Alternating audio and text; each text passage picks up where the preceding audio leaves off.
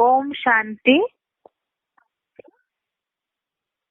आज का श्लोक है हमारा पहले अध्याय का 38वां श्लोक, अध्याय फर्स्ट, श्लोक नंबर 38। श्लोक है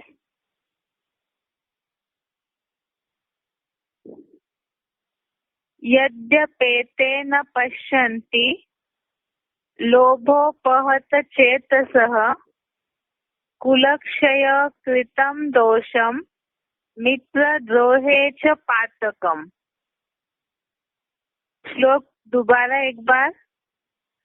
यद्यपेते न पश्यन्ति लोभोपहत चेतसः कुलक्षय कृतं दोषं मित्रद्रोहे च पातकम्। इसका संधि विच्छेद है यद्यपि एते न पश्यन्ति लोभोपहत चेतसः कुलक्षय कृतं दोषं मित्रद्रोहे च पातकम्। एक बार दोबारा संधि विच्छेद। यद्यपि एते न पश्यन्ति लोभोपहत चेतसः कुलक्षय कृतं दोषं मित्रद्रोहे च पातकम्। अभी इसका अर्थ देखते हैं। यद्यपि अर्थात यद्यपि लोभोपहत चेतसः अर्थात लोभ से नष्ट हुए चित्त वाले। लोभोपहत चेतसः अर्थात लोभ से नष्ट हुए चित्त वाले। एते अर्थात एते अर्थात ये लोग कुलक्षय कृतम अर्थात कुल के नाश का। कुलक्षय कृतम अर्थात कुल के नाश का। दोषम अर्थात दोष। च अर्थात और। मित्र द्रोहे अर्थात मित्रों से द्रोह करने में। पातकम अर्थात पाप। न अर्थात नहीं। पश्यन्ति अर्थात देखते हैं। न पश्यन्ति अर्थात नहीं देखते हैं। एक बार दोबारा। यद्यपि अर्थात यद्यपि लोभोपहत चेतसः अर्थात लोभ से नष्ट हुए चित्त वाले। एते अर्थात ये लोग कुलक्षय कृतम अर्थात कुल के नाश का। दोषम अर्थात दोष। च अर्थात और। मित्रद्रोहे अर्थात मित्रों से द्रोह करने में। पातकम अर्थात पाप। न पश्यन्ति अर्थात नहीं देखते हैं। एक बार इसका अर्थ देखते हैं सिंपल।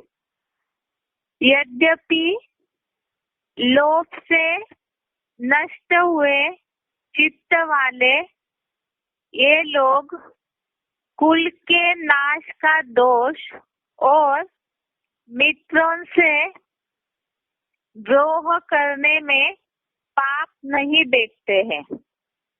यद्यपि लोभ से नष्ट हुए चित्त वाले ये लोग कुल के नाश का दोष और मित्रों से द्रोह करने में पाप नहीं देखते हैं।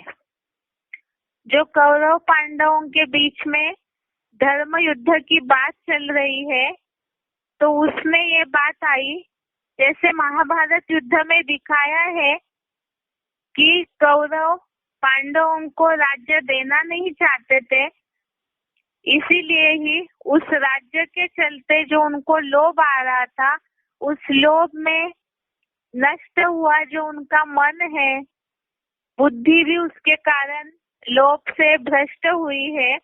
तो ऐसे जो कौरव संप्रदाय वाले लोग हैं, वो लोग कुल के नाश का दोष और अपने मित्रों से द्रोह करने में पाप नहीं देखते हैं।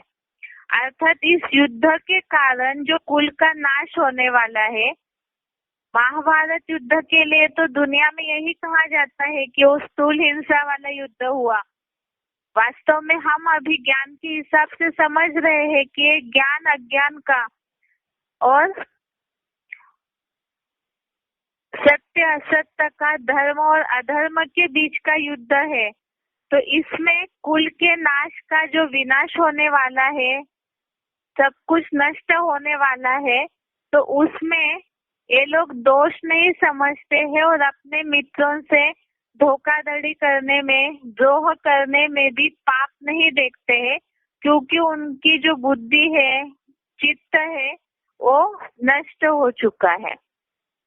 अभी इसका एक बार क्लैरिफिकेशन सहित अर्थ देखते हैं कि किस कारण कौरव संप्रदाय वालों का लोभ से चित्त नष्ट हुआ है।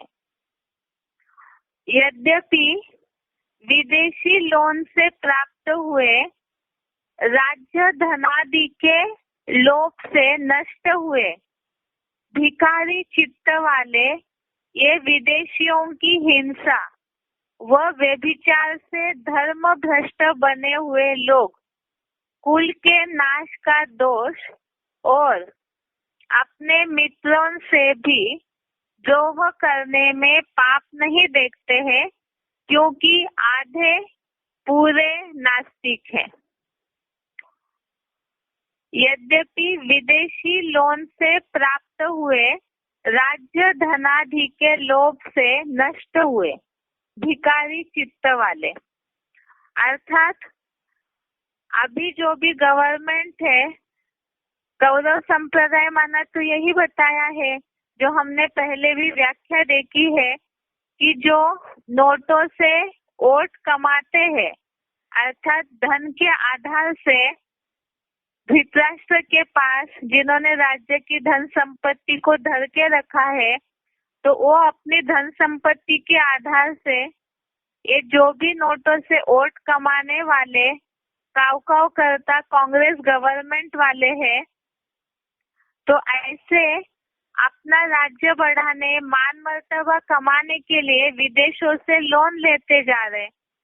ये तो बताए कि भारत जो है अभी तो जिस तरह से भारत की स्थिति है, तो कंगाल की तरफ है।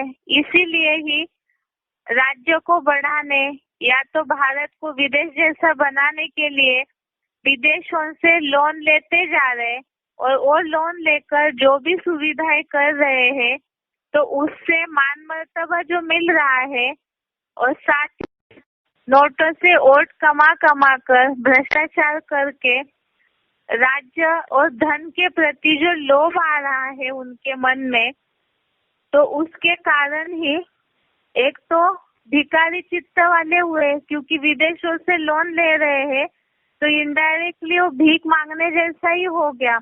एक तो भिखारी चित्त वाले हैं, और साथ में ऐसे जो कमा रहे हैं मान मर्तबा, तो उससे लोभ उनका बढ़ते जा रहा है। लेकिन ऐसे लोभ के कारण जो उनका चित्त नष्ट हुआ है, साथ में मांगने की भी आदत हो गई है, तो उनमें स्वाभिमान नहीं रहा है, क्योंकि अपनी मेहनत से वो कमा नहीं रहे हैं, तो उनके अंदर वो स्वाभिमान नहीं रहा है। और साथ ही में एक तो राज्य धनादि के लोभ से नष्ट हुआ है चित्त, और साथ में विदेशियों की हिंसा व व्यभिचार से धर्म भ्रष्ट बने हुए। तो ये तो बताया कि कौरव गवर्नमेंट में जो दुर्योधन दुशासन जैसे अधिकारी बैठे हुए हैं तो दुष्ट युद्ध दुष्ट शासन कर रहे, विदेशी सभ्यताओं का उनके ऊपर प्रभाव पड़ रहा है। विदेशों से लोन लेके या उनसे जो संबंध संपर्क बना करके साथ में जो धारणाएं द्वापर युग से चलती आई, उसके कारण हिंसात्मक रीति अर्थात जो बताया कि भ्रष्टाचार वाली जो हिंसा है वो हिंसा और साथ में विकारी हिंसा और उसके साथ साथ व्यभिचार, जो दुष्ट युद्ध करके दुष्ट शासन करके व्यभिचारी बन जाते हैं कौरव संप्रदाय वाले, तो उसके कारण वो धर्म भ्रष्ट हुए हैं। भारत की जो परंपरा है पवित्रता की या तो मर्यादाशीलता, तो वो सारी भूल करके अपना जो धर्म है धारणाएं है उससे भ्रष्ट हुए हैं, नष्ट हुए हैं। ऐसे जिनका चित्त हुआ है तो ऐसे लोग वास्तव में विनाश का मूल कारण तो है अपवित्रता, और इस अपवित्रता की हिंसा और व्यभिचार के कारण जिनका चित्त नष्ट हुआ है, ये लोग, जहाँ अपवित्रता होगी वहाँ विनाश निश्चित है, जिसके कारण ही जो संपन्नता जो समृद्धि पहले थी भारत में वो तो अभी कलयुग में दिखाई नहीं देती है। भारत अभी पूरा कंगाल हुआ है, तो उसमें भी धर्म का भ्रष्टता के कारण जो कुल का नाश हो रहा है, तो ऐसे कौरव संप्रदाय वालों को इसमें दोष दिखाई नहीं देता है। माना वो उसमें पाप नहीं सोचते हैं, या तो उनका चित्त नष्ट होने के कारण, धर्म भ्रष्ट होने के कारण उन्हें उसमें कुछ भी गलत नहीं लग रहा है। जैसे विदेशों से लोन लेके मर्तबा कमाना, नोटों के आधार से वोट कमाना, वास्तव में होना तो ये चाहिए जो गद्दी पे बैठते हैं उनको प्रजा की सुविधा देकर के प्रजा का दिल जीतना चाहिए, लेकिन वैसे न करके पैसे बांट करके वो राज्य या सत्ता पे बैठते हैं, उसके साथ साथ उसी सत्ता के आधार से व्यभिचार फैलाते हैं, तो उसमें उनको गलत नहीं दिख रहा है। वो यही सोच रहे कि वो जो भी कर रहे हैं वो सही कर रहे हैं। तो ऐसे लोग कुल के नाश का दोष और अपने मित्रों से भी द्रोह करने में पाप नहीं देखते हैं। अर्थात धोखाधड़ी करने में जो संबंधी संपर्कीय मित्रजन है उनसे धोखाधड़ी करने में भी उन्हें पाप नहीं दिखाई देता है। अर्थात जो हमने बेसिक कोर्स के टॉपिक में भी समझा है कि बुद्धि पर जब कामेश क्रोधेश रजोगुण समुद्भव, अर्थात जहाँ बुद्धि पर रजोगुण के विकारों का लेप चढ़ जाता है और उसके साथ साथ बाकी 5 विकार भी उसमें आ जाते हैं, तो वो धूल गलत कर्मों की चढ़ने के कारण अपने आप को सही रीति टटोल नहीं पाते हैं, तो पाप पुण्य की परिभाषा भी भूल जाते हैं। और ऐसे भूल जाते हैं तो उन्हें पाप, कोई भी अपने कर्म में पाप दिखाई नहीं देता है, जिसके लिए बोला है क्योंकि आधे बुरे नास्तिक है। अर्थात ये जो कौरव संप्रदाय वाले हैं ये तो विदेशी विधर्मी है, तो उसमें कोई ऐसे है जो आधे नास्तिक है और कोई है कि पूरे नास्तिक है। अर्थात भगवान के प्रति या तो जो पवित्रता है, धर्म है, उसके प्रति उनको कोई भी प्रकार की आस्था नहीं रहती है, पूरे नास्तिक बन जाते। तो विदेशी सभ्यताओं का असर जहाँ होगा, शंका रंग जहाँ लगेगा, तो वहाँ तो नास्तिकता आनी ही है। इसी कारण ही जैसे नास्तिक धर्म वालों को विनाश के साधन बनाने में पाप नहीं दिख रहा है, तो इसी तरह से व्यभिचार हिंसा के कारण जो कुल का नाश हो रहा है, जो विनाश हो रहा है, उसमें कौरव संप्रदाय वालों को पाप दिखाई नहीं दे रहा है। अर्थात अधर्म का रास्ता अपनाते अपनाते वो इतने उसमें फंस चुके हैं कि उन्हें पुण्य का रास्ता क्या है, पुण्य क्या है, यही पता नहीं चल रहा है। इसीलिए बोला है कि वो पाप नहीं देखते हैं। एक बार इसका अर्थ दोबारा समझते हैं, पढ़ लेते हैं।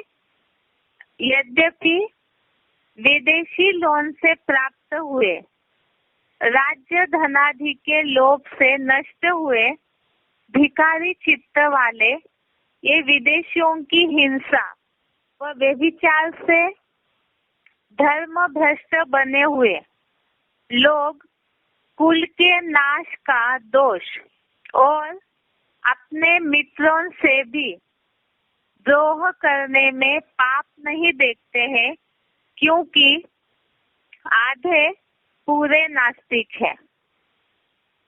एक बार इसका उच्चारण सुनते हैं।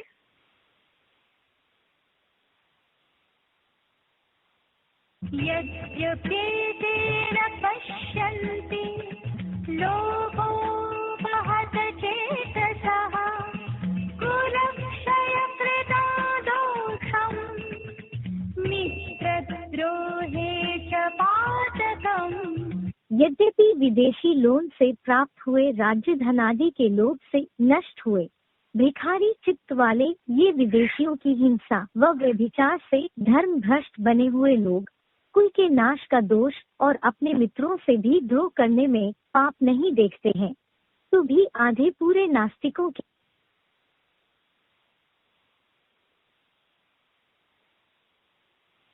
यद्यप्येतेन पश्यन्ति लोभो महत चेतसः कुलक्षयकृता दोषम् मित्रद्रोहे च पातकम्। यद्यपि विदेशी लोन से प्राप्त हुए राज्य धनादि के लोभ से नष्ट हुए भिखारी चित्त वाले ये विदेशियों की हिंसा व व्यभिचार से धर्म भ्रष्ट बने हुए लोग कुल के नाश का दोष और अपने मित्रों से भी द्रोह करने में पाप नहीं देखते हैं, तो भी आधे पूरे नास्तिकों के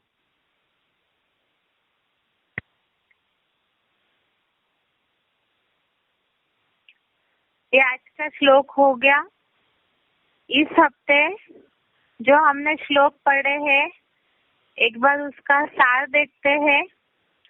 वही श्लोक कल जो संडे को टेस्ट होगा उसी पे प्रश्न पूछे जाएंगे। इसीलिए इस हफ्ते के जो टेस्ट के लिए श्लोक है उनका नंबर नोट करके रखिए। 32 से लेकर के श्लोक नंबर 32 से 38 तक। पहले अध्याय का श्लोक नंबर 32 से लेकर के श्लोक नंबर 38 तक रविवार को जो परीक्षा होगी श्लोक की उसके लिए ये सारे श्लोक को पढ़ना है। एक बार ये सारे श्लोक को सार रूप में देखते हैं, उसके बाद फिर बुद्धि का टॉपिक चालू करेंगे। 32 और 33वें श्लोक में हमने देखा है अर्जुन के मन में इसके पहले पिछले हफ्ते जो द्वंद्व चल रहा था, जब रथ को युद्ध भूमि में खड़ा किया, जब उन्होंने अपने सारे संबंधियों को, आचार्यों को देखा, भीष्म पितामह जैसे बाबाओं को देखा, तो और साथ में कौरव संप्रदाय के जो भी उनके भाई है, मामाएं हैं, सारे संबंधियों को देखने के बाद उनका मन हलचल में आया, उनको बीमारी जैसे महसूस होने लगी और साथ में जो मानसिक स्थिति खराब हुई, ढेर सारे उनके मन में बातें आने लगी। तो वही बातें सारी इस हफ्ते के श्लोक में बताई है कि युद्ध भूमि में खड़े होने के बाद भी उनके मन में यही चल रहा था कि युद्ध करने से क्या फायदा है। तो 32 और 33वें श्लोक में हमने देखा कि वो गोविंद से ये बोल रहे हैं अर्जुन कि हमें राज्य से क्या है, भोगो, स्वार्थी जीवन से क्या लाभ है, क्योंकि जिनके लिए हमने ये सब कुछ किया है या सोच रहे हैं वही आज प्राणों के दुश्मन बन करके इस धर्म और अधर्म के विशाल युद्ध में जम करके खड़े हुए हैं। अर्थात जिनके लिए हम सोच रहे हैं वही आज युद्ध में खड़े हैं। तो हम ऐसे जीवन से, ऐसे भोगों से, राज्य से हमें क्या मिलने वाला है। ऐसे ही 34 नंबर का श्लोक 34 नंबर के श्लोक में जो भी संबंधियों को उन्होंने देखा तो सारे संबंधियों के नाम दोबारा श्लोक में रिपीट हुए हैं। द्रोण आदि, कृपाचार्य, द्रोणाचार्य जैसे आचार्य, काका, भीष्म पितामह जैसे बाबाए, पुत्र, मामाए, श्वशुरगण, पौत्र, साले और ऐसे ढेर सारे संबंधियों को उन्होंने युद्ध भूमि में देखा। उसके बाद 35वें श्लोक में 35 नंबर श्लोक में ये देखा कि वो मधुसूदन को, अर्थात यह भगवान के ही अलग अलग नाम श्लोकों में आए हैं। पहले आया है गोविंद, यहाँ मधुसूदन। तो ये बोला है कि हे कामहंता शिव बाबा, जो भी कौरव संप्रदाय वाले हैं वो तो उन्हीं के संबंधी है। वो अगर वार कर भी रहे हैं तो भी अर्जुन ऐसे समझते हैं कि वो मेरे ही है और मेरे ही रहेंगे, और मेरे मन में इनके लिए ऐसा प्यार भरा हुआ है कि पृथ्वी के लिए क्या, तीनों लोगों का राज्य भी अगर मिल जाता है तो भी मैं इन कौरवों को उनके उनके धर्म पिताओं में अनिश्चय की मौत मारना नहीं चाहता। अर्थात दैहिक दृष्टि आई, वास्तव में धर्म युद्ध जो हो रहा है यहाँ तो सत्य असत्य और आसुरी संस्कार और दैवी संस्कारों के बीच में युद्ध हो रहा है। जो सत्य सनातन धर्म की कुल की जो धारणाएं नष्ट हुई है तो उन्हें दोबारा पुनर्निर्माण करके सनातन धर्म की स्थापना के लिए आसुरी धर्मों का, उनकी मान्यताओं का जो अनेक मतांतर फैलाए हुए धर्म गुरु है, धर्म पिताएं है, तो उनके देहभान को नष्ट करने की बात है। लेकिन ये बात जन्म जन्मांतर के देहभान के कारण अर्जुन की बुद्धि में नहीं आ रही है। इसीलिए देह की दृष्टि से सभी को देखने के कारण अंतिम जन्म के सगे संबंधियों के रूप में सभी को देखने के कारण उनके मन में मोह जागृत हो रहा है। और ये सारे श्लोक ही मोह अंधकार के कारण अर्जुन के मन में आ रहे हैं कि ऐसे कौरव संप्रदाय वाले जो अपने ही भाई है, जिनके लिए मन में प्यार भरा है, जो महाभारत में दिखा है कि बचपन से वो साथ में रहे हुए, तो इसीलिए वो उनको मारना नहीं चाहते हैं। क्योंकि भले विदेशी धर्मों में कन्वर्ट हुए हैं लेकिन है उनके और सगे संबंधी, इसीलिए उनको वो अनिश्चय की मौत मार कर या उनकी भावनाओं को ठेस पहुंचाना नहीं चाहते हैं। उसके बाद 36 नंबर श्लोक, 36 नंबर श्लोक, इसमें भगवान का और एक नाम आया है जनार्दन। इसमें बताया है कि ये जो धृतराष्ट्र के पुत्र है, काव काव करता कौरव, इन्हें मार करके हमें क्या सुख होगा, क्योंकि वो बेसमझ है, बच्चा बुद्धि है। ऐसों को मार करके तो हमें पाप ही लगेगा, क्योंकि क्षमा बड़ों को चाहिए, छोटन को अपराध। अर्थात जो छोटे अपराध करते हैं तो उसमें बड़े लोगों को क्षमा करनी चाहिए। लेकिन बताए यहाँ तो अर्जुन दैहिक दृष्टि से देख रहे हैं ऊपर के श्लोक में, बच्चा बुद्धि या बेसमझपना, ये तो कौरव अज्ञानता है उनकी, आसुरी संस्कार उनमें भरे हुए हैं और इसी कारण वो अधर्म फैला रहे हैं, सनातन धर्म की धारणाओं को नष्ट कर रहे हैं। तो वास्तव में जहाँ सारे विश्व का अकल्याण हो रहा है ऐसी धारणाओं से, तो यहाँ क्षमा करने की तो बात ही नहीं है। उनके आसुरी गुणों का विनाश करना जरूरी है, लेकिन अर्जुन के मन में देह दृष्टि के कारण ये बात आई है 36 नंबर के श्लोक में कि ऐसे कौरवों को मार करके हमें पाप ही लगेगा। फिर 37 नंबर का श्लोक, 37 नंबर का श्लोक, इसमें ये बात आई है कि ये जो विदेशी विधर्मियों में कन्वर्टेड अपने ही बीज और आधार मूलतः जो दैवी जन्मों के संबंधी है, जो राष्ट्र की सारी धन संपत्ति धरे बैठे पूंजीपति धृतराष्ट्र के जो पुत्र है, उन्हें मारना योग्य नहीं है, क्योंकि भाई भाई बने स्वजनों को मार कर हम कैसे सुखी होंगे। अर्थात यही बात फिर से आई कि ऐसे जो कन्वर्टेड सगे संबंधी है विदेशी विधर्मी, जो भी लेफ्टिस्ट राइटिस्ट सूर्यवंशी और चंद्रवंशी को छोड़कर जितने भी विदेशी और विधर्मी है, जो कल्प वृक्ष के चित्र में समझाया जाता है एडवांस कोर्स में, उस आधार से ये सारे ही दैवी जन्म के संबंधी है और इसीलिए ही इनको देहभान से मारकर या इनको ठेस पहुंचाकर, जो दुनिया में महाभारत तो यही समझते हैं कि स्थूल हिंसा हुई है, लेकिन यहाँ है कि उनको देहभान से मारना है, उनके आसुरी गुणों को तोड़ना है, उनके मन में जो गलत धारणाएं बैठी हुई है विधर्मी पने की, उससे उनको निकालना है।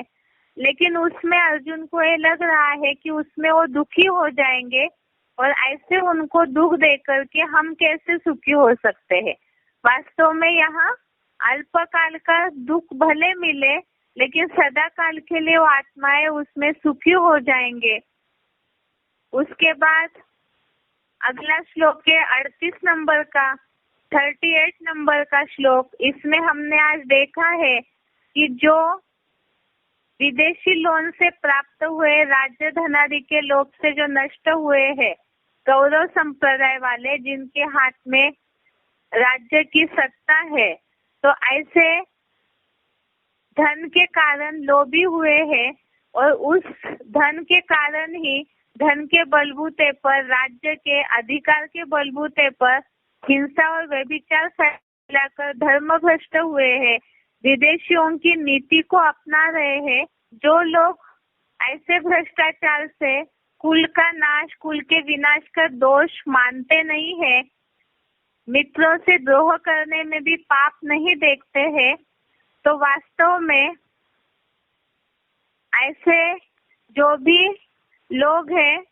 कौरव संप्रदाय वाले, तो उनके लिए अर्जुन के मन में फिर से बार बार यही बात आ रही है कि हम उनका विनाश कैसे करें। लेकिन यहाँ बातें कौरव संप्रदाय की सारी निशानी बताई है कि कौरव संप्रदाय वाले न कुल के नाश में दोष देखते हैं, न मित्रों से द्रोह करने में पाप देखते हैं। तो इस तरह से ये सारे इस हफ्ते के श्लोक हो गए। 32 नंबर से 38 नंबर तक जो कल की टेस्ट में प्रश्न पूछे जाएंगे। अभी आगे देखते हैं बेसिक कोर्स का टॉपिक।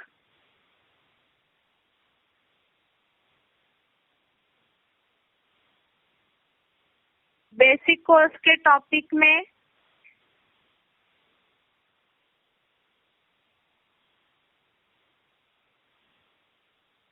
पहले तो श्लोक नंबर नोट करके रखिए, उसके बाद एक बार रिवीजन करेंगे।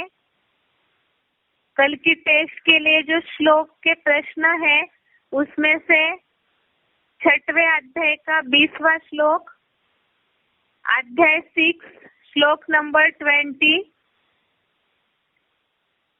अध्याय 6 श्लोक नंबर 20, उसके बाद तीसरे अध्याय का 17वां और 18वां श्लोक, अध्याय 3 श्लोक नंबर 17 और 18, अध्याय 3 श्लोक नंबर 17, 18,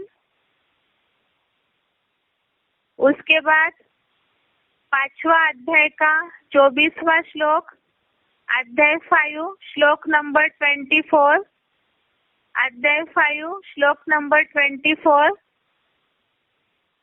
आगे दूसरे अध्याय का 45वां श्लोक, अध्याय 2 श्लोक नंबर 45, अध्याय 2 श्लोक नंबर 45, उसके बाद 9वें अध्याय का 22वां श्लोक, अध्याय 9 श्लोक नंबर 22, अध्याय 9 श्लोक नंबर 22।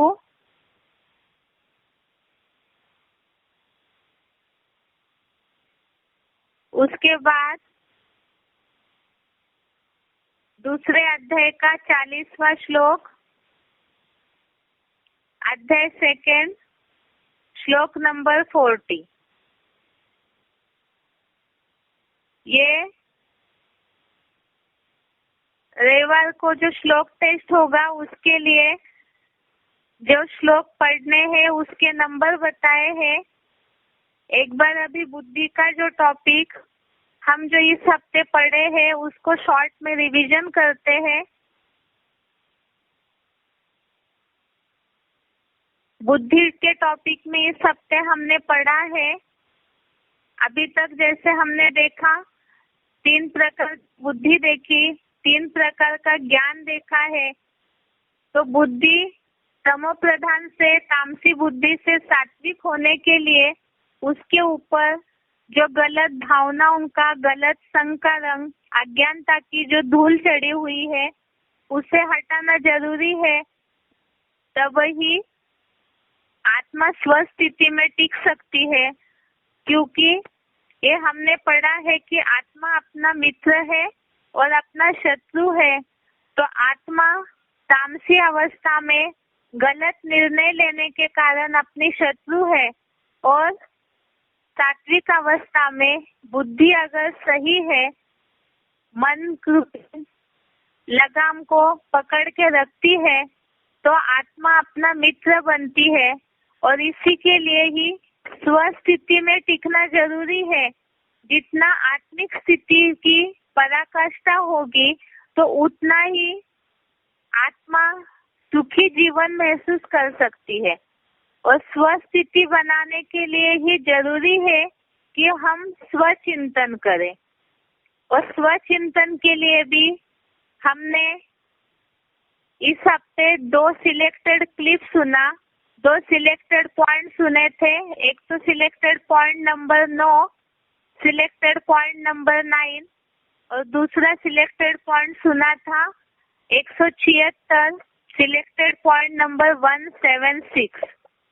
तो इसके लिए हमने स्वचिंतन के लिए जो बाबा ने बताया उसमें कि हम अपने को भी आत्मा ज्योति बिंदु समझे और औरों को भी आत्मिक स्थिति में ही देखे, आत्मा रूप में ही देखे, और नींद से उठते ही आत्मिक स्थिति की ही प्रैक्टिस करे, और साथ साथ स्वचिंतन करे। स्वचिंतन के लिए भी बताया कि केवल मैं आत्मा पवित्र स्वरूप हूँ, ज्योति बिंदु हूँ, इतना ही नहीं, तो अपने अंदर जो सूक्ष्म कमियां हैं उसे हमें देखना है। जितना स्वचिंतन करेंगे अपनी कमियों को ज्ञान के आधार से हटाते जाएंगे। जो हमने मन के टॉपिक में देखा है, ज्ञान निर्धूत कल्मषा, अर्थात अव्यभिचारी याद द्वारा, ज्ञान के द्वारा जितना हम अपने ऊपर जो अज्ञानता का लेप चढ़ा हुआ है, बुद्धि में जो गलत मान्यताओं की धूल चढ़ी हुई है, तो सारी हटाते जाएंगे, तो स्वचिंतन से स्वस्थिति बनेगी। जिसके लिए हमने इस हफ्ते समझा है कि देह भान अर्थात ही मैं देह हूँ, इस अज्ञान के कारण 5 विकारों के वशीभूत होकर हम सुख या दुख का कारण बाहर ढूंढते रहे। लेकिन जैसे आयुर्वेद में बताया, शरीर की बीमारियों की दवाई अपने शरीर में ही हमें मिलती है, इसी तरह से आत्मा की बीमारी का इलाज भी हमारे अपने पास ही है, स्वचिंतन। लेकिन वो न पता होने के कारण परचिंतन करते रहे, और ये परचिंतन ही पतन का कारण बना। जिसके लिए हमने कहावत देखी है, बुरा जो देखन मैं चला, बुरा न मिलिया कोई, जो दिल खोजा आपना, मुझसे बुरा न कोई। ये कबीरदास का दोहा हमने समझा था। और इसके कारण हम जब दूसरों को ही देखते रहे तो ये भूल गए कि आत्मा अपना मित्र और अपना शत्रु खुद ही है। स्वचिंतन नहीं कर पाए क्योंकि हमारे पास स्व का ज्ञान नहीं था। इसीलिए ही सबसे खास बात समझनी है स्वचिंतन के लिए वास्तव में अंतर्मुखी सदा सुखी। अगर हम मन के संकल्पों को, व्यर्थ संकल्पों को रोक करके अंतर्मुखी हो करके जितना स्वचिंतन करेंगे, अपनी कमियों को हटाते जाएंगे तो उतना ही हम सुखी हो सकते हैं। जिसके लिए हमने इस हफ्ते श्लोक समझा कि वास्तव में आत्मिक स्थिति में ही जहाँ आत्मा ज्योति बिंदु स्थिति में टिक जाती है तो आत्मिक स्थिति में ही संतुष्ट होने वाला ही वास्तव में सुखी है। जिसके लिए 6वें अध्याय का 20वां श्लोक हमने देखा, अध्याय 6 का 20 नंबर श्लोक, जिसमें हमने समझा है जिस अव्यक्त अवस्था में आत्मा का परमात्मा से योग अभ्यास द्वारा नितांत वशीभूत चित्त परमात्मा में उपराम हो, जहाँ अपने मन बुद्धि से ध्रुव मध्य में ज्योति बिंदु स्वरूप में स्थिर अव्यक्त आत्मा को देखता हुआ आत्म रूप परम पिता शिव समान परमात्मा में ही संतुष्ट होता है। अर्थात आत्मिक स्थिति और उसके साथ साथ परमात्मा से याद करके जब चित्त वशीभूत हो जाएगा, निरंतर हो जाएगा एकाग्र, तो ऐसे आत्मा परमात्मा की याद में जो संतुष्ट होता है वही वास्तव में सुखी है। उसी के साथ साथ हमने ये श्लोक भी देखा कि स्वस्थिति से ही स्वर्ग की अनुभूति होती है। आत्मिक स्थिति में सुख है और जो स्वस्थिति में लगातार की प्रैक्टिस करेंगे तो वो स्वर्ग की अनुभूति करेंगे, क्योंकि स्व माना आत्मा और ग माना गया। जो स्वस्थिति में टिक गया वो स्वर्ग का अनुभव करेंगे। जिसके लिए हमने श्लोक नंबर 3 अध्याय का 17वां श्लोक देखा, अध्याय 3 श्लोक नंबर 17। इसमें हमने देखा है कि जो मनुपुत्र मनुष्य ज्योति बिंदु आत्मा में ही प्रीति वाला आत्म तृप्त है और देह को भूल आत्मा में ही संतुष्ट है, उसका कोई कार्य नहीं रहता। अर्थात देहभान जहाँ पूरा हट जाए, देह की इंद्रियों का सुख लेना हट जाए और जो बुद्धि ग्राह्य अतीन्द्रिय सुख की परिभाषा को, उसके महत्व को समझेंगे, तो ऐसा जो मनन चिंतनशील मनुष्य है, जो ज्ञान मनन चिंतन के द्वारा आत्मा को समझते हैं, ज्योति बिंदु स्वरूप को समझते हैं, उसमें एकाग्र हो जाते हैं, तो ऐसे आत्मा में ही प्रीति वाला आत्म तृप्त, देह को, देह की इंद्रियों, उनके सुख को भूला हुआ आत्मा में ही संतुष्ट है, उसके लिए कोई कार्य शेष नहीं रहता है। इसी के लिए हमने सिलेक्टेड पॉइंट सुने थे। सिलेक्टेड पॉइंट का नंबर 317, सिलेक्टेड पॉइंट नंबर 317, दूसरा पॉइंट 142 और तीसरा पॉइंट 367।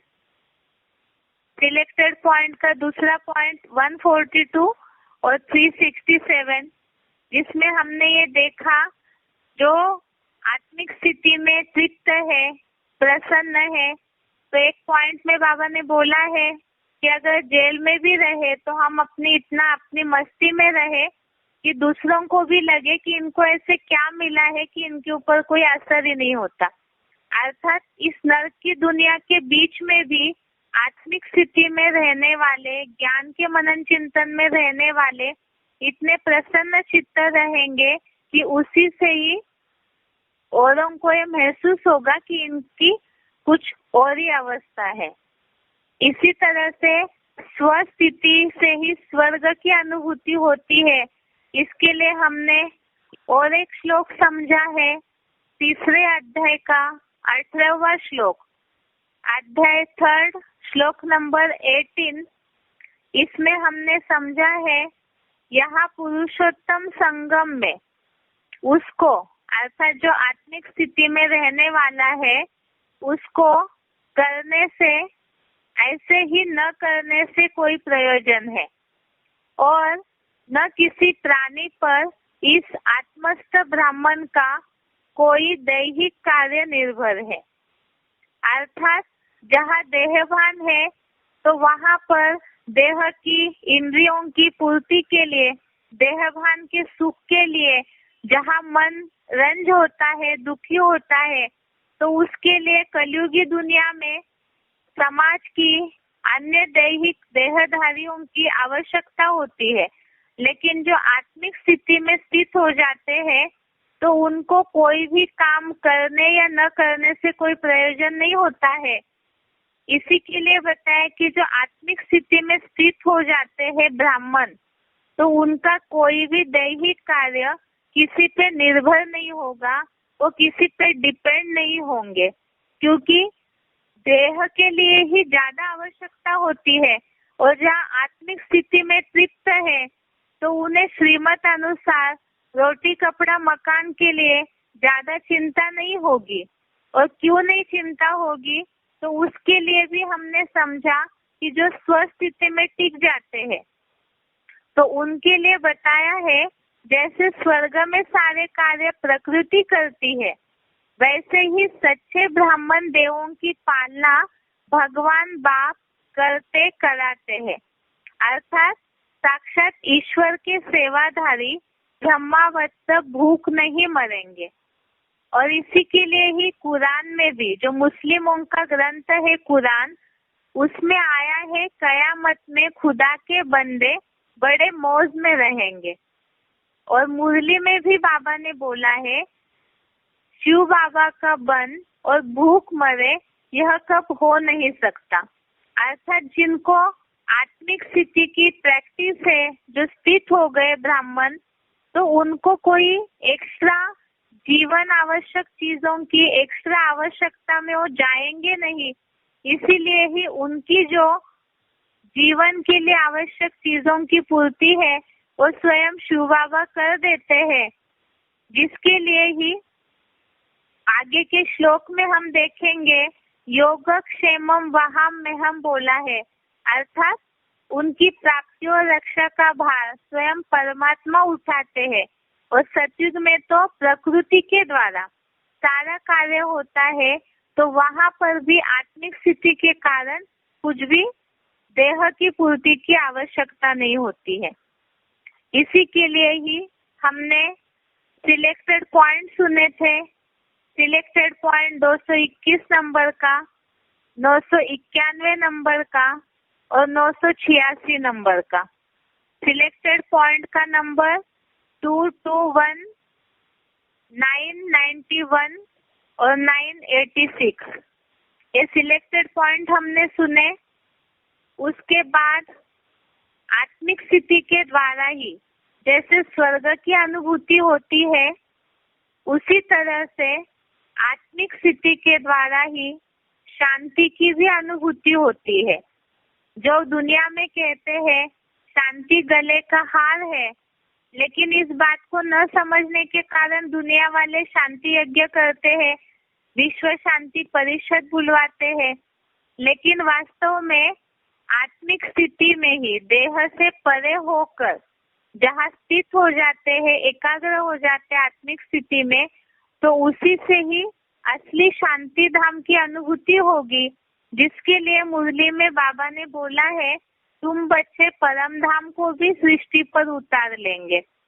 जिसके लिए हमने श्लोक समझा है 5वें अध्याय का 24वां श्लोक, अध्याय 5 श्लोक नंबर 24।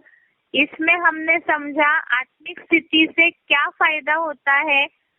जो मन बुद्धि से अंदरूनी सुखमय है, अंतर में प्रशांत महासागर जैसा शांत और आनंदित है, वैसे ही आत्म ज्योति बिंदु में स्थिर नंबरवार पुरुषार्थ अनुसार ब्रह्म लोक में स्थित हुआ वह योगी परम ब्रह्म का यहाँ ही वाणी रहित अंतर्मोनी निर्वाण पद पाता है।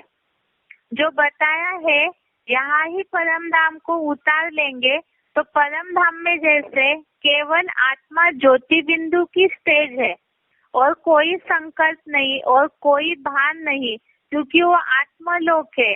तो इसी तरह से जो आत्मिक स्थिति की लंबी प्रैक्टिस करेंगे, मुरली में जिसके लिए बाबा ने बोला है 8 घंटे की निरंतर प्रैक्टिस होनी चाहिए, तो ऐसे जिनकी प्रैक्टिस बढ़ती जाएगी, देहभान से जो न्यारे होते जाएंगे, तो ब्रह्म लोक में स्थित हुआ वह योगी परम ब्रह्म का निर्वाण पद पाता है। अर्थात यहाँ ही वाणी रहित अंतर्मोनी, अर्थात अंदर का जो मौन है वाणी रहित होकर और निर्वाण पद पाता है, अर्थात परम धामी स्थिति की, शांति धाम की यहाँ ही अनुभूति करने लग जाते हैं।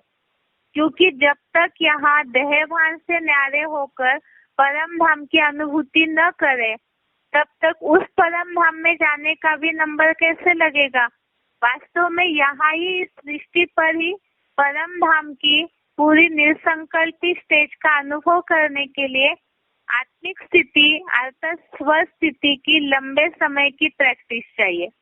और ये सारा तब होगा जब हमारी बुद्धि से अज्ञानता की धूल हटेगी, मन बुद्धि एकाग्र होकर आत्म ज्योति बिंदु में टिक जाएगी।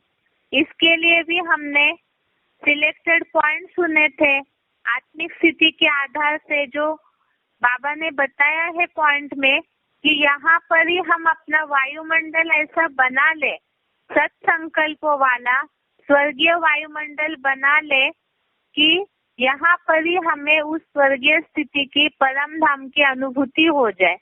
जिसके लिए हमने सिलेक्टेड पॉइंट सुना था 769 नंबर का, 769 नंबर का। उसके बाद है जिसके लिए बताया कि ऐसे जो आत्मिक स्थिति में स्थिर होते जाएंगे तो उनका अपने आप ही जो बताया कि सत रज और तम, ये तीनों गुणों से प्रकृति के अधीन होकर के प्रसारित होते होते आत्मा पर लेप छेप चढ़ने लगता है। और इन तीनों गुणों से जो परे हो जाएंगे, आत्मिक स्थिति की निरंतर प्रैक्टिस के आधार से जो सत्व गुण में स्थिर हो जाएंगे या तो उससे भी परे हो जाते हैं आत्मिक ज्योति बिंदु की प्रैक्टिस से, तो सुख और दुख इन द्वंद्व से मुक्त हो जाएंगे। अर्थात सुख दुख के बीच में जो संघर्ष चलता है देहभान के कारण, तो उससे भी वो परे हो जाएंगे, प्राप्ति और सुरक्षा रहित बन जाएंगे। जिसके लिए हमने दूसरे अध्याय का 45वां श्लोक देखा, अध्याय 2 श्लोक नंबर 45, जिसमें हमने समझा कि हे अर्जुन, वेद 3 गुणों के विषय वाले हैं, यानी रजो और तमोगुणी भी है। तू यहाँ विष्णु लोकीय 3 गुणों से परे, सदा 16 कलाओं से भी अतीत मेरे समान सत्व गुण में स्थिर हुआ, सुख दुखादि से द्वंद्व मुक्त, प्राप्ति और सुरक्षा रहित बन। लेकिन ये कैसे बनेंगे? तो इसी के लिए ही 9वें अध्याय का 22वां श्लोक, अध्याय 9 श्लोक नंबर 22, इसमें बताया है जब देहभान छोड़कर हम आत्म बिंदु स्थिति वाले बन जाएंगे, तो 9वें अध्याय के 22वें श्लोक में बताया है योगक्षेम वहाम्यहम्। अध्याय 9 श्लोक नंबर 22, इसमें बताया है कि जो अव्यभिचारी लोग मेरी ध्यान मग्न हुए, ज्योतिष स्वरूप लिंग रूप की प्रवृत्ति में ध्यान मग्न हुए सर्व समर्पित उपासक है, बेहद ड्रामा के नियम प्रमाण उन निरंतर संपूर्ण योगियों के अप्राप्त दुर्लभ वस्तुओं की प्राप्ति और उनकी रक्षा का भार मैं कल्पांत के महाविनाश में वहन करता हूँ। जिसके लिए मुरली का पॉइंट बताया, बाबा की सर्विस में लग जाने से तुम कब अकाल दुकाल आदि में भी भूख नहीं मरेंगे, जिसके लिए हमने अध्याय 2 का श्लोक नंबर 45 का सिलेक्टेड पॉइंट भी समझा था। उसके साथ साथ 496 नंबर का 496 नंबर का सिलेक्टेड पॉइंट भी समझा था, जिसके लिए बताया कि आत्मिक स्थिति के जो फायदे हैं वो हमने अभी तक समझे। उसके साथ साथ ही आत्मिक स्थिति का सबसे खास फायदा है जो बताया है कि आत्मिक स्थिति का थोड़ा सा भी अभ्यास महान से महान भय से रक्षा करता है। दूसरे अध्याय का 40वां श्लोक, अध्याय 2 श्लोक नंबर 40, इसमें हमने देखा है इस योग में पूर्व जन्म के पुरुषार्थ का नाश नहीं होता, उल्टा फल भी नहीं होता।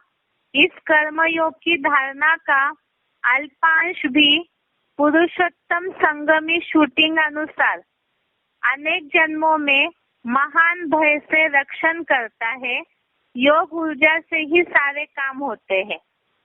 इससे रिलेटेड जो बताया कि आत्मिक स्थिति का जो अभ्यास है वो महाविनाश के भय से भी रक्षा करता है। साथ में जो बताया कि अलग अलग प्रकार से इविल सोल की प्रॉब्लम हो जाती है, भूत प्रेत की प्रवेशता की समस्या हो जाती है, तो आत्मिक स्थिति की अच्छी प्रैक्टिस है तो उससे भी रक्षा हो जाती है। दुनिया में जो बहुत सारे मानसिक टेंशन से, मानसिक समस्याएं हैं, वो सब देहभान से निर्माण हो रहे, तो आत्मिक स्थिति के द्वारा ये सारे भय से भी रक्षा हो जाती है। जिसके लिए हमने कल 424 नंबर का सिलेक्टेड पॉइंट सुना, 575 नंबर का सिलेक्टेड पॉइंट सुना और 1096 नंबर का सिलेक्टेड पॉइंट सुना। सिलेक्टेड पॉइंट नंबर 424, 575 और सिलेक्टेड पॉइंट का नंबर 1096। तो आत्मिक स्थिति के कारण जो फायदा होता है वो हमने समझा। स्वर्ग की अनुभूति होती है आत्मिक स्थिति के अभ्यास से। आत्मिक स्थिति के द्वारा ही शांति की भी अनुभूति होती है और परमधामी स्टेज की, शांति धाम की भी अनुभूति कर सकते हैं। और विनाश के समय का महान भय, मानसिक टेंशन या जो भी ऐसी समस्याएं है देहभान के कारण निर्माण होने वाली, वो सारे का समाधान आत्मिक स्थिति के द्वारा होता है।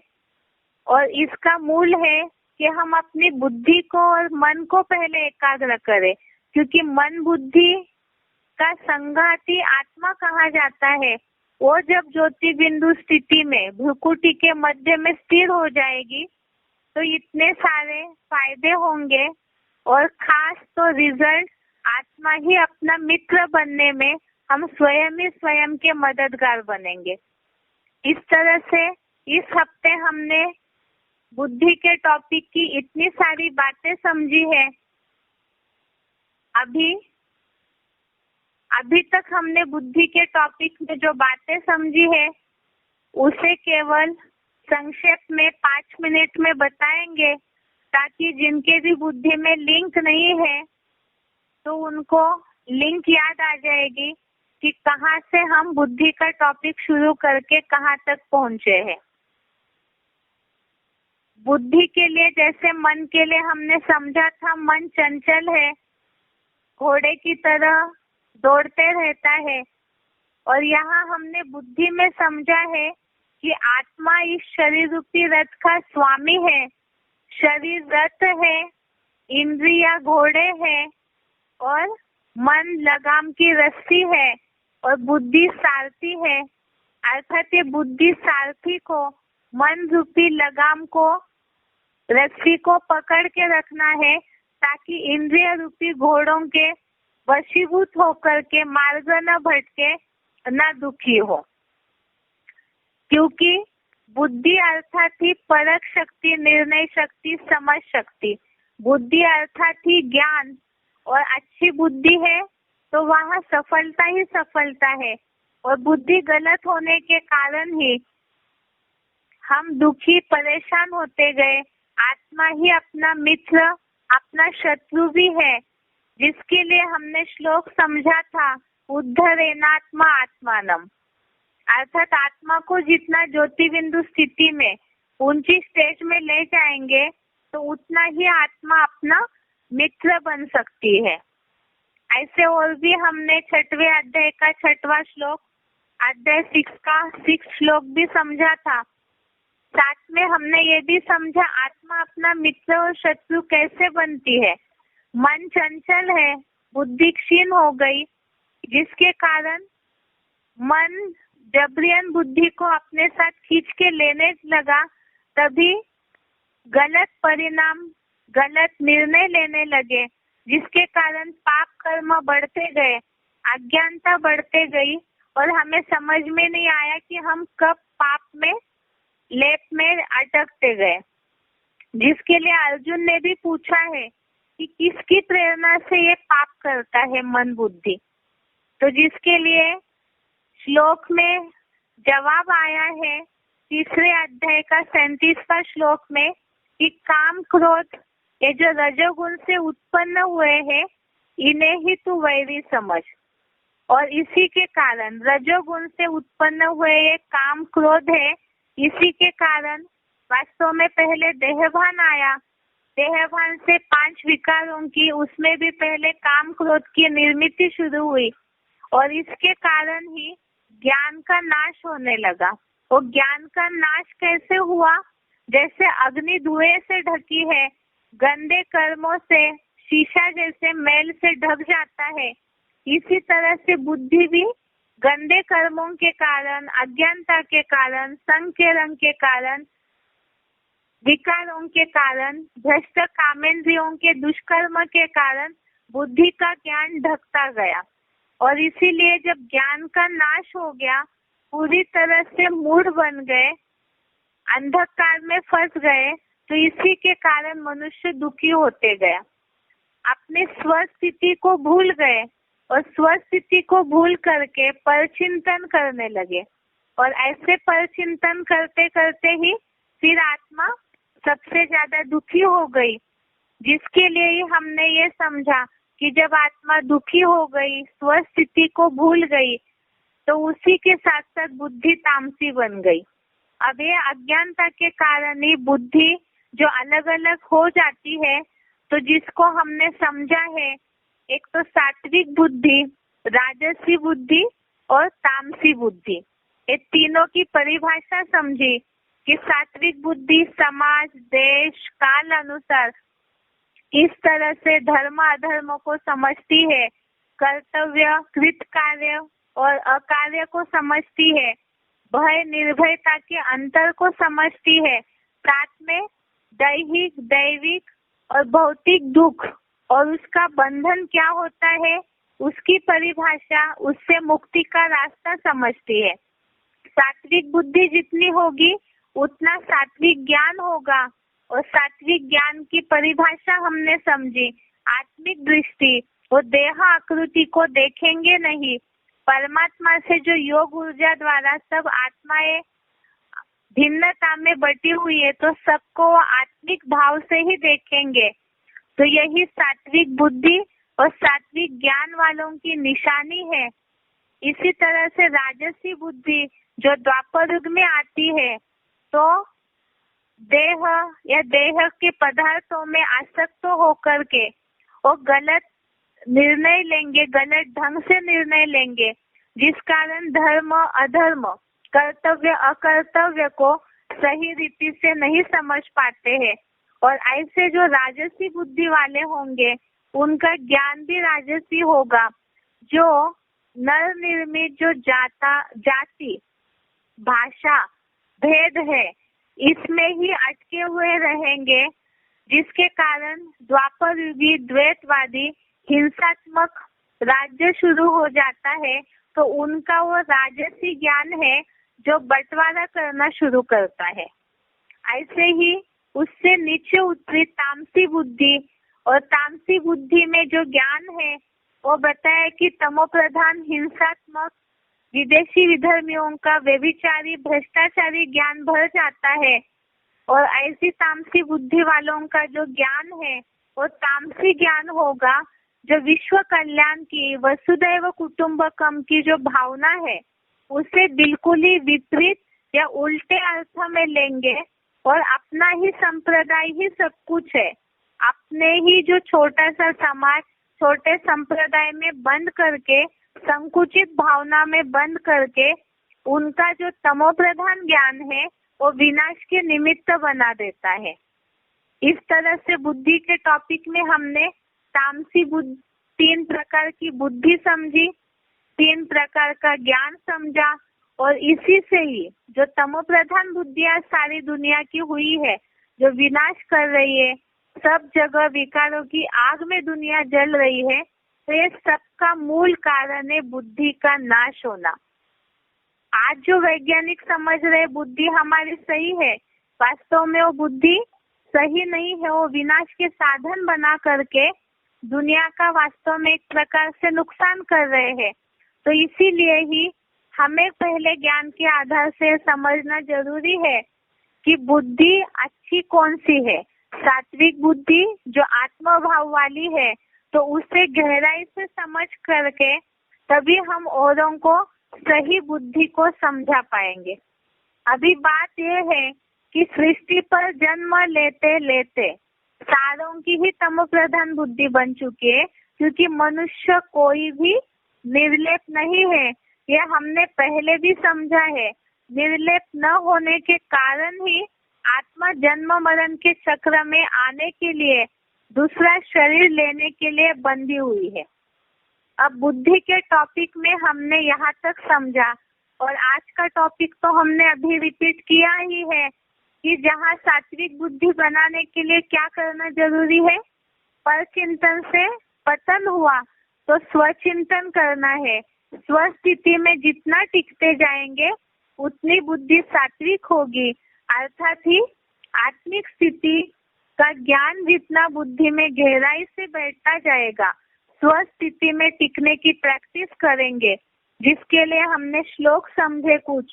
स्वस्थिति से स्वर्ग, स्वस्थिति से परम धाम, स्वस्थिति से शांति की अनुभूति कैसे होती है, साथ में ही आत्मिक स्थिति के द्वारा महान विनाश के भय से भी हम कैसे बच सकते हैं, ये सारी बातों को हमने बुद्धि के टॉपिक में अभी तक समझा है। अब हमने बुद्धि के भेद को समझा, बुद्धि की अज्ञानता के कारण क्या नुकसान होता है वो भी हमने समझा, 3 प्रकार की बुद्धि को समझा। अब ये जो सात्विक बुद्धि है जिससे स्वर्ग स्थापन होता है, सुख मिलता है, आत्मा अपना मित्र बनती है, तो ये सात्विक बुद्धि सात्विक ज्ञान देने वाला कौन है? क्योंकि मनुष्य तो सब जन्म मरण के चक्र में आते हुए अटके हुए हैं। वो सात्विक बुद्धि का दाता कौन है, इसे हम अगले हफ्ते समझेंगे कि वो सात्विक बुद्धि देने वाला कौन है और वो किस प्रकार से सात्विक बुद्धि देते हैं। क्योंकि बुद्धि दी जाती है, बुद्धि माना ज्ञान, ज्ञान दिया जाता है अलग अलग प्रकार से, राय देकर, मत देकर के, अलग अलग प्रकार की अपनी भाषणबाजी या भावनाओं के द्वारा। लेकिन यह बात है कि अनेक मत मतांतरों में, अनेक बुद्धि में फंस करके ही तो बुद्धि जाम हो चुकी है। इसीलिए एक बताया सत्यम शिवम सुंदरम, गॉड इज ट्रूथ, एक ही होता है, और जो सत्य एक कहा जाता है उनकी एक बुद्धि के द्वारा, जो जन्म मरण के चक्र में नहीं आते हैं, उस एक परमात्मा की बुद्धि के द्वारा ही जो ज्ञान मिलता है, उस ज्ञान की महिमा को समझना है, उस ज्ञान को समझना है। वो कैसे देते हैं, क्या ज्ञान देते हैं जिससे बुद्धि सात्विक होती है, उसे हम अगले हफ्ते समझेंगे। उसके बाद फिर संस्कार के टॉपिक को हमें समझना है, ताकि आत्मा का ये जो पार्ट चल रहा है, आत्मा का फर्स्ट लेसन, ये हमारा पूरा हो जाए। आज के लिए यहाँ तक ही। श्लोक नंबर सभी ने नोट किए होंगे। ओम शांति।